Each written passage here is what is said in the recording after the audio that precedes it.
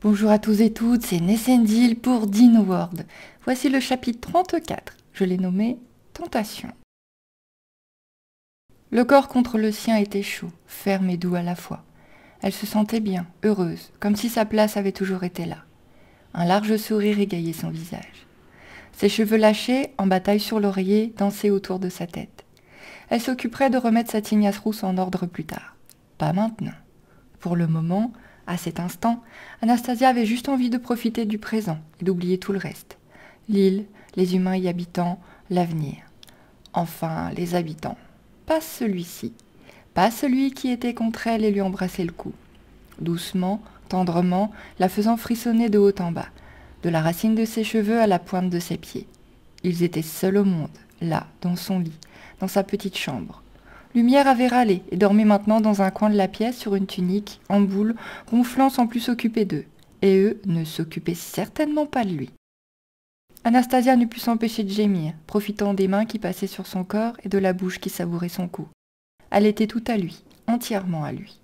Oui, plus rien ne comptait. Plus rien. Le temps s'était figé et elle espérait bien qu'il ne les rattraperait pas. La jeune femme ronronna comme un chat lorsqu'elle ondula contre lui, tandis qu'il lui murmurait des mots doux. « Tu ronronnes comme Ako » se moqua-t-il. Elle repoussa Arthur en riant et fit mine de s'éloigner, mais il la rattrapa par le bras et l'attira à lui pour l'embrasser avec passion. Un baiser, elle le savait maintenant, qu'elle avait tant attendu. Ils restèrent dans les bras l'un de l'autre toute la nuit, profitant du calme et de l'obscurité. Ils voulaient juste être seuls au monde. Un baiser sur son épaule nue réveilla la jeune femme. C'était doux comme une aile de papillon. Elle bâilla avant de se tourner vers lui.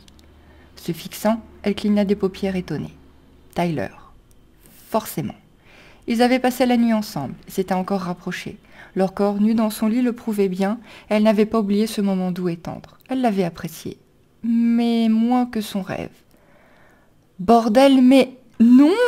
Qu'est-ce qu'Arthur était venu faire dans son rêve? À la toucher, l'embrasser, la... Non, non, non, non, non, c'était Tyler. Elle était avec Tyler. Le bras droit d'Esky n'avait rien à faire dans cette histoire. Alors, pourquoi? Perdue, presque bouleversée, la jeune femme se sentit rougir et baissa son regard dans les draps défaits, oubliant un instant sa nudité. « Anna, tout va bien ?» questionna le métis, toujours contre elle dans le fond lit. Oui, bien sûr. »« Ça n'a pas l'air d'aller, » insista-t-il. « Si, j'ai juste fait un rêve un peu surprenant. »« Ah ouais, tu as rêvé de quoi ?»« Elle devait maintenant être rouge vive. » Les yeux grands ouverts, écarquillés, elle ne savait pas quoi répondre et bourdouilla. « Rien d'important. » Tyler allait insister lorsqu'une boule de poil rêche lui sauta dessus en criant. « Lumière, non !»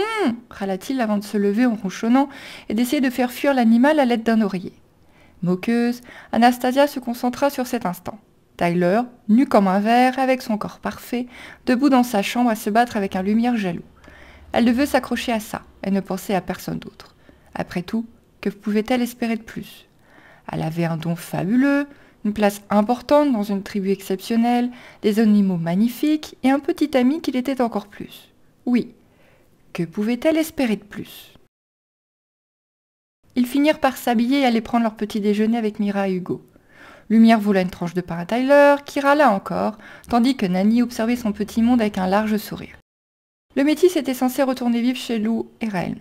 Mais il avait préféré se glisser chez eux, et comme il était maintenant à Sky, personne ne lui en voulait. Et puis Lou avait besoin de soins et de repos. Sa jambe était sérieusement blessée, et les faibles moyens dont il disposait n'aidaient pas son compagnon à le remettre en état. Pour le moment, le chef Sky boitait et arrivait peu à se déplacer, à son grand malheur. Rester calme et fixe n'était pas dans son caractère, et il en souffrait presque plus que la blessure elle-même. Lumière, lui, ne voyait pas la venue de Tyler d'un bon œil. L'animal était clairement jaloux, elle lui menait la vie dure, ce qui amusait beaucoup Hugo qui se moquait ouvertement du métis. Après tout, celui-ci n'était pas le dernier à se moquer des autres. C'était une bonne vengeance pour le blondinet. Tyler embrassa Anastasia sur la joue avant de lui demander « Anna, tu as prévu quoi aujourd'hui ?»« Une séance de dressage avec Luna. Il y a encore des choses que je veux lui apprendre. Je vais l'emmener dans la plaine. »« Seul ? C'est dangereux, non ?» La jeune femme se mit à rire. « Je serai avec Luna. Qui va attaquer un Rex ? Et puis Mira sera avec moi sur Marcus. Comme Lou ne peut plus le monter pour le moment, elle continue à s'en occuper. Elle va s'entraîner au tir. »« Bien, mesdames !» s'amusa le métis avec un large sourire. « J'irai m'occuper de Silex. Je dois lui manquer, même si je sais que Maxence est très bien occupé de lui. » Moi, c'est à toi qu'il manque, ouais, se moqua Hugo, un bras sur les épaules de sa compagne. Ce n'est pas faux, finit-il par répondre. J'ai passé beaucoup de temps enfermé dans une boîte crasseuse. J'ai besoin de me rapprocher de ma monture et de remettre en marche mes instincts de dresseur. Ce soir, on retrouve Lo et Arthur pour une réunion à propos de la forêt aux arbres géants et de cette araignée, qui doit l'être tout autant. Comment ça, Hugo? On se retrouvera tous là-bas. Ne soyez pas en retard, les filles. Je suis sûre que Lou va préparer une expédition. Le blondinet semblait excité comme une puce à cette simple idée, ce qui fit grimacer sa compagne. Elle avait déjà du mal avec une petite araignée normale, alors une géante. Elle en avait des frissons tout le long de la colonne vertébrale rien que d'y penser. Une araignée géante. Et puis quoi encore? Une fois rassasiés, les couples se séparèrent. Anastasia et Mira allèrent chercher leur monture et quittèrent la base. Hugo et Tyler refirent le plein d'eau et de nourriture pour la maison avant de se séparer à leur tour. Hugo avait du travail en retard dans la bergerie où étaient nés pas mal d'agneaux ces derniers temps. Tyler arriva à l'écurie des carnivores en fin de matinée. Il se dirigea droit vers Silex qui l'accueillit avec un petit grognement joyeux. Le carnivore était très heureux de retrouver son maître. Certes, il s'était vu pendant le trajet du retour entre les deux clans, mais Maxence avait continué à le monter par facilité, pendant que lui avait partagé la monture d'Anastasia. Cette fois, ils étaient seuls à seuls, juste l'animal et le maître. Le jeune homme en profita pour le gratouiller et le câliner comme il n'avait pas pu le faire depuis des mois. Ça lui fit beaucoup de bien, et c'est un large sourire qui égaya son visage et ses yeux clairs. Jusqu'à ce qu'Arthur rentre avec sa tête des mauvais jours. Voyant le métis, il allait tourner les talons, mais ce dernier l'interpella. Soupirant, le dresseur s'arrêta pour lui faire face.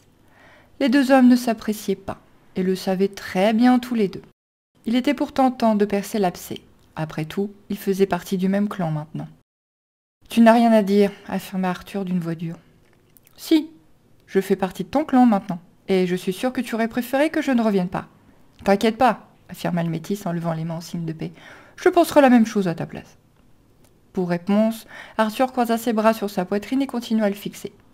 Ako se leva et tourna en rond dans son box. Il devait sentir la nervosité et l'agacement de son maître. Tyler n'accorda pas un regard au gros tigre qui ronchonnait et poursuivit pour son maître. « Anastasia est avec moi. Je sais qu'elle te plaît, comme je sais que tu tiens à elle et que tu désires profondément son bonheur. Je ne suis pas idiot, on n'est pas dans un Disney. Il y a forcément un perdant, et le prince charmant, c'est moi. » Arthur serra les mâchoires. On le voyait à son menton crispé et à ses yeux brillants. Il ne desserra pas les bras de sa poitrine, puis prononça, prenant sur lui pour rester stoïque. « Tant que tu veux son bonheur également et que tu la respectes, c'est tout ce qui m'importe. Ne t'inquiète pas pour ça, elle est heureuse, et je prendrai soin d'elle autant que je le peux. » Alors ça me va. Est-ce que ça lui allait vraiment? Non. Mais la jeune femme avait fait son choix. Il n'avait pas à la faire changer d'avis.